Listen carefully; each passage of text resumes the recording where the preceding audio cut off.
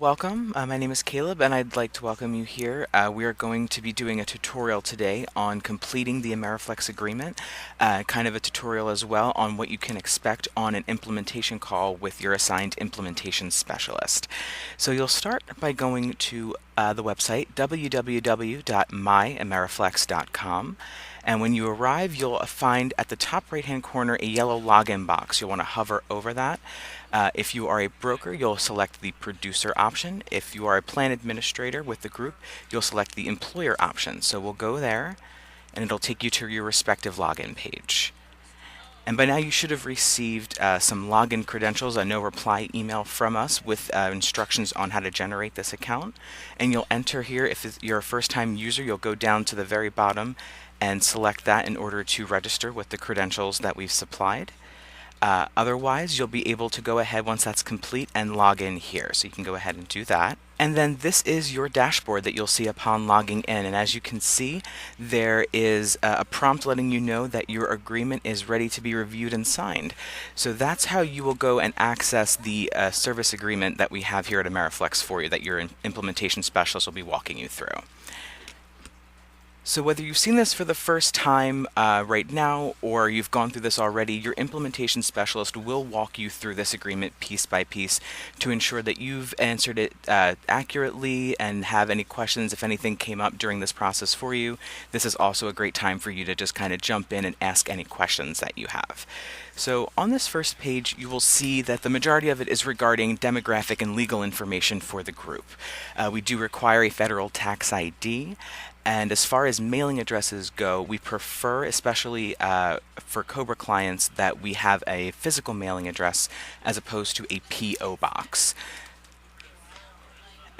As we scroll further down, you'll see a place to select your industry. We don't always have the most specific options, so finding the most adjacent one is always absolutely fine. You'll also see a place to indicate your current payroll provider, especially if you are a client who will be utilizing electronic data interchange services. This is a great place for you to select that payroll provider now. We also have a referred by option to let us know who referred you to Ameriflex. And then at the very bottom, you will see if you have additional locations for the group, you'll be able to indicate those locations right here at the bottom. And then we can move on to the plan configuration, and this is where you'll see the options that we offer at Ameriflex regarding the specific account types that we offer. So this particular group will be implementing, it looks like, a flexible spending account encompassing medical, dental, and vision expenses, in addition to allowing us to implement their premium-only component for the POP portion, basically the pre-tax benefits that are offered to employees. So here we would indicate the total number of benefit-eligible employees. Beneath this, we have one of our add-on services, MyPlan Connect. Now this is a great feature. It is an add-on service, however, it is important to note that it is an additional $1 per participant per month, regardless of if the participant actually signs up and utilizes the service. So bearing that in mind, MyPlan Connect is a great feature. It allows participants to merge their insurance carrier portal with their Ameriflex portal, which they will register for. And this integration allows explanation of benefits documents to populate or auto-populate right there from that point of integration. So it allows them to access their documents in one central location. It can also ease the burden of substantiation in some cases, and I believe they're also able to submit manual claims through this portal. So you would go through the list here to select the carrier that is applicable to the group. This window will allow you to confirm the insurance carrier's website that the specific members use to ensure that the integration is successful. We'll move on to the portion of the agreement regarding substantiation, and this is a major component of the agreement to be an understanding of, because the IRS requires that because these are pre-tax dollars, that their usage be verified in some way. So at Ameriflex, we attempt to collect documentation over the course of 300 calendar days for services that we are not able to auto-substantiate through our system when the employee utilizes their card at the point of service. So under our first option, Ameriflex attempts to obtain the documentation for all card transactions that we are not able to verify in our system. However, under this first option, the employer is the one who has the administrative access to view the participant claim activity, and then they are the ones who determines whether or not they are going to remove card access based upon substantiation that is being required. They are also the one who is able to reinstate card access when substantiation is supplied. And we tend to gear our groups more toward this first option due to the transparency that it allows between employees and their employer. It also allows the employer to work with the employee if in case there are any kind of extenuating circumstances that may otherwise prevent an individual from substantiating. The employer can work with them and, ease that ability. They won't have to immediately deactivate the card. Under the second option at Ameriflex, we basically attempt to reach out and obtain that documentation over that same 300 calendar day period of time, but on that 301st calendar day, without adequate or any substantiation, Ameriflex is the one who immediately suspends card access and then is the one who has to reinstate card access when substantiation is supplied. So you would have to select between the first two options. We do offer a third option. Option 3, we do have a third option here for substantiation. It's not the most compliant option, however, we do discuss it as employers still wish to operate the account under this fashion. So we do attempt to auto-substantiate or verify the services that are rendered at the point of sale. However, we do not follow up with the employee, nor do they lose card access. And as I was saying, this option isn't always recommended as it is not compliant because it doesn't go with the IRS standard that there be some sort of reasonable penalty for non-substantiation. So we do offer that option if the group would like to. We also offer a fourth option for customized setup if you would like us to maybe shorten that window of time, that 300 calendar day period of time. We can basically work with that parameter and list any other kind of custom parameters within reason in this fourth option here. And then before we move on from the topic of substantiation, a great recommendation that I can provide is that if you have access to the special plan documents for the group that lists the copay amounts, you can basically submit them directly to your implementation specialist.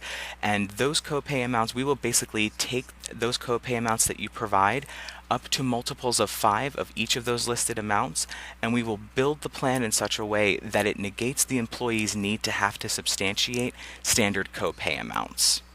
Now, moving on to member messaging settings, typically we recommend that at the outset of these accounts you allow us to enable all. These are just general notifications regarding the status of the employee's account. And as the employee goes throughout the plan year and utilizes this account, they are able to go into their Ameriflex portal and opt out of each one of these as they see fit. Now, moving along to the enrollment information. So this is the portion of the agreement where you'll indicate to us the period of time that you plan on gathering enrollment information from the employees. Generally, we like to let the groups know that it takes us about a business day in order to get these enrollments processed upon receiving them, and then a subsequent 7 to 10 business days for card delivery. So we'd like to bear that in mind when you're setting up this open enrollment period so that you do not experience any type of card delivery delay, because we always like to make sure that the employees have access to their funds right from the first day of the plan. That's our ultimate goal. So we do offer a number of options here at Ameriflex for providing us with these enrollments. The most popular and common option that we have is our spreadsheet. Your implementation specialist will be able to provide you with this spreadsheet in addition to specific formatting instructions that are required for processing. And if the PDF with instructions doesn't answer any of your questions, your implementation specialist is here to assist regarding the formatting of the spreadsheet. We also offer an option for online enrollment. This option entails your implementation specialist sending you a spreadsheet that you will populate and then send back to implementation. We then send this completed spreadsheet to your client experience specialist, who is your day-to-day contact when the implementation process is complete. That client experience specialist will then build the portal for your employees to access. They'll give you a time, a date on which it opens and a date on which it closes, and they'll basically allow the employees to go on and make those elections online during that period of time that's been provided. you'll see that there is an option for paper enrollment. However, ultimately the information on those paper enrollments, especially if we're dealing with an enrollment of up to maybe over 5 or 6 people, basically, you'll want to translate that information onto the enrollment spreadsheet. And then you'll see the final option for the electronic data interchange, which is an option that allows the enrollment information to come through the payroll vendor.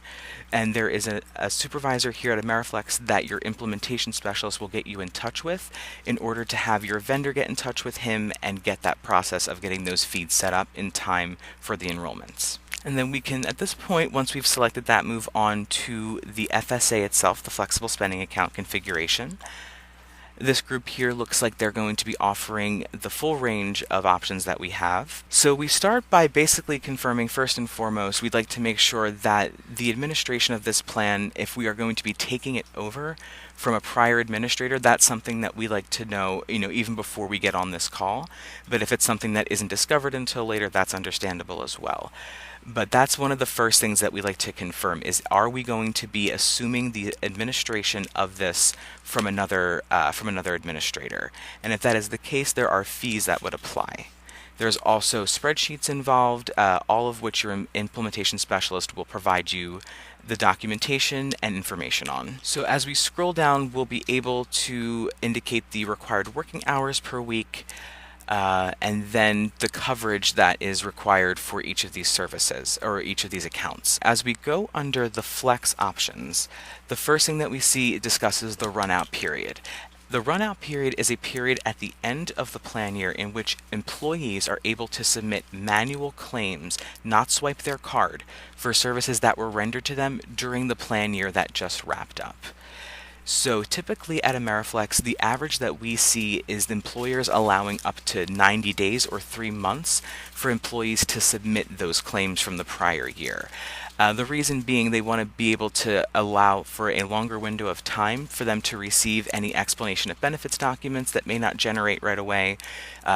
Also, if they go to a provider and receive a service toward the end of their plan year and don't receive that bill right away, this period of time allows them to submit claims against any funds that remain.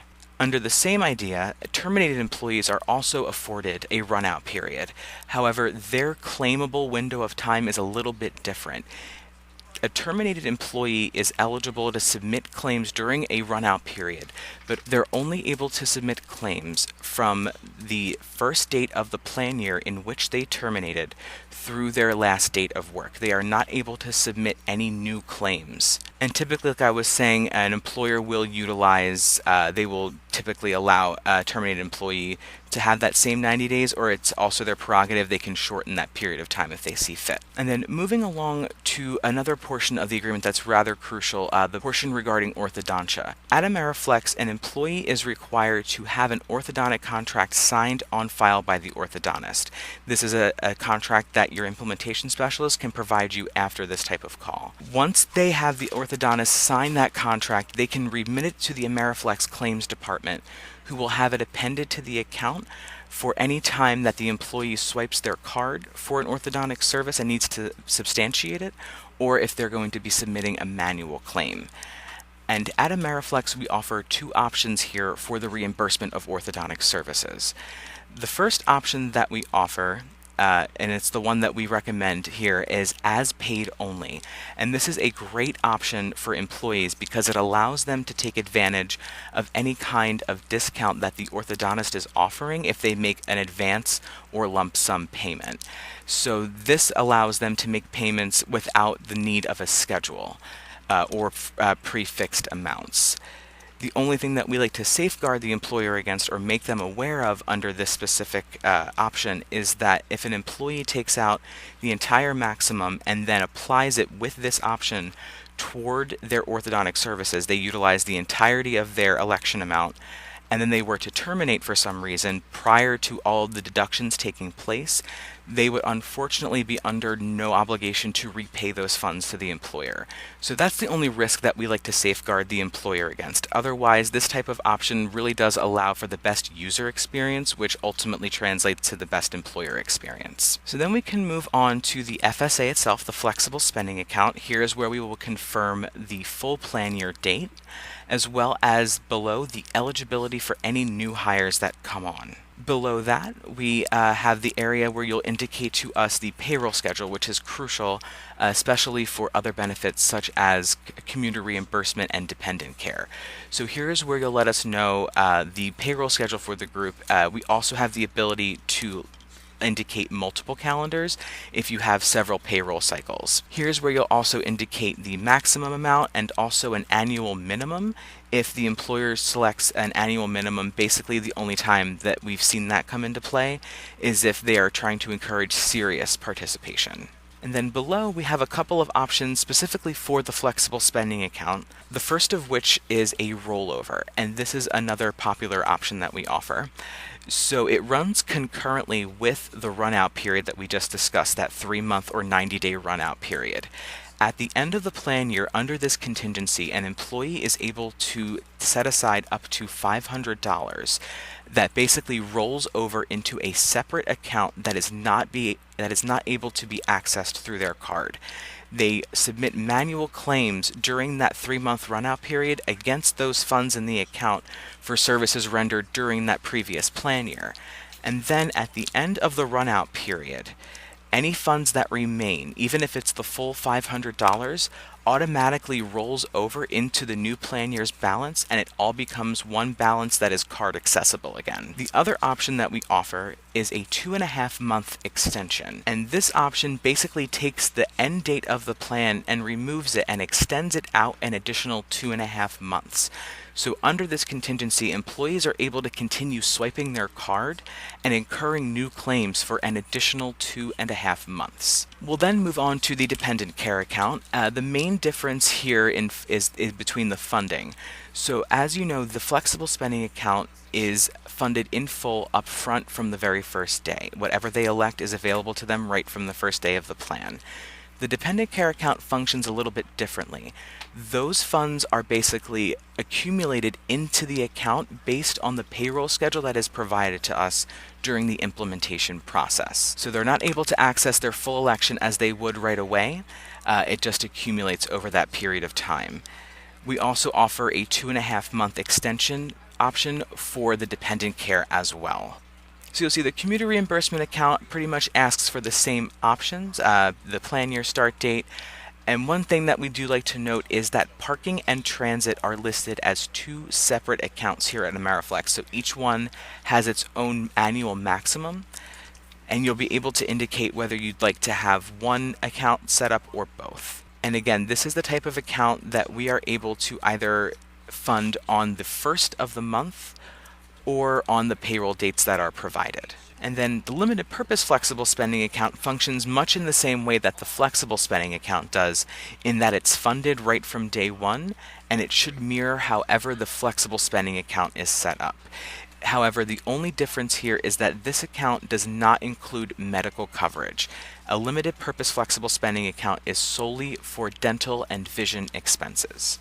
And then here is where we would build the calendar or calendars that apply to your group so that we can basically build it for the funding that is applicable. And you'll see the various options that we have here for the frequency, as well as letting us know which account that this would apply to, so you can build multiple calendars if need be. And then the POP component, or premium only component of this agreement, is verbiage that we include in your agreement that describes the pre-tax benefits that you offer your employees. So here's where you'll select from the suite of different options, both for coverage and health insurance. And you'll also be able to indicate if you're offering an HSA, a health savings account, through another vendor. So then we'll move on to funding, and this is a crucial point of the call and of the implementation process. So as you'll see, we have 2 different options here at Ameriflex for the funding of the account. The first of which, our most popular, is our pre-fund option that you see selected right here. The pre-fund option requires an upfront lump sum security deposit. It's a one-time deposit that is held here at Ameriflex for the duration of your services. The lump sum of security deposit is not used for the funding of claims. We don't utilize that amount for any purpose. It's basically just here as a security deposit for the duration of your services. And the amount of the pre-fund security deposit itself itself is determined by the frequency with which you would like to be invoiced and debited for the participant claim activity incurred during that period of time. So under the pre-fund option, you'll see we have 3 options. We can have it done on a monthly basis, a weekly basis, or a daily basis. Most often our groups will go with the monthly option because it mirrors the fact that they will also be receiving a monthly invoice for the administrative fees. So having this done on a monthly basis kind of allows everything to be done in one neat and succinct way. Another option we offer would be weekly, which is kind of popular. Daily is an option that we offer that is not the most popular. It's a bit of an administrative onus on the group, but if they prefer, we do have this option. And as I was saying, the security deposit itself is, the amount of the deposit is determined by the frequency that you choose. So as an example, if you select a monthly invoicing and debiting of administrative fees, the security deposit will be 1/4 or 1/4 of the total dollar amount that is made in annual elections. If you select a weekly invoicing and reconciling, the security deposit will be 1/12 of the total dollar amount made in annual elections. And under the daily option, the security deposit would equate to 1/26 of the total dollar amount made in annual elections. And you'll see this lump sum is drafted toward the end of your first month of administrative fees. It appears on a separate invoice. So at the end of your first month, you're looking at receiving about 3 separate invoices, one of which being for this pre-fund security deposit. The second option that we offer here at Ameriflex would be our preferred funding. And as you'll see, the options change a bit here. We don't require an upfront lump sum security deposit for the preferred funding option because we essentially tack on 5% onto your claims invoicing. And we also remove that monthly option that you saw in the pre-fund, and we only offer a weekly or daily reconciling and debiting of claim activity. So you'll see either a weekly or daily invoice and debiting for the activity incurred during that period, and in addition to a 5% basically added onto that, which builds the security deposit over the length of your contract. And then below, you'll see the options here regarding the funding of your account. So the funding claims account is the account you'll provide us for when you select either your monthly, daily, or weekly invoicing, and this is the account out of which we debit the participant claim activity. On the next page, you'll see an area for you to indicate group contacts, and this is crucial as well. This will be anybody who needs to be able to access the agreement or have access to the portal later on. These individuals will be also able to sign the agreement digitally when it's sent to them. We also need to confirm to whom the plan documents should be sent. We can only send them to either the broker or the employer, so you'll select one, and then if the other needs it, you can always forward them. And then an outside plan representative. This would be an individual who is able to act on behalf of the employer and has employer access. So you'd be able to indicate that individual under that portion. And then here is where you'll be able to upload any documents pertaining to the agreement. So you can add your enrollment spreadsheet here. You can also add that special plan document that I referenced earlier with those copay amounts. Any information regarding the actual agreement or the group can be appended to this portion. And that actually brings us to the end of the agreement itself. This will then generate a review page for you to walk through each component that was populated. You can go back and make any adjustments that are needed. And at this point, you'll be able to sign the agreement digitally. We can also populate a PDF version by going to the small print icon directly to the left of the signature box and rendering a manual PDF that can be signed and remitted back to your implementation specialist. And that pretty much brings us to the end of the agreement and the end of an implementation phone call. Again, we usually open up the floor at that point to any questions or concerns that the group has, especially if it's been a longer call and there's a lot of information that's being taken in. Usually there's a good discussion that goes on at the end of this call. And then at the end, your implementation specialist should be having been taken notes, and they will be sending you a recap email discussing the points that were brought up on the call, as well as reminding the group of what needs to be confirmed. If anything remains outstanding at the end of the call, we recap that in the email so that internal discussions can be had. We provide documentation that was discussed on the call, and that's pretty much it. The majority of that handles the agreement, and then we wait for enrollments at that point.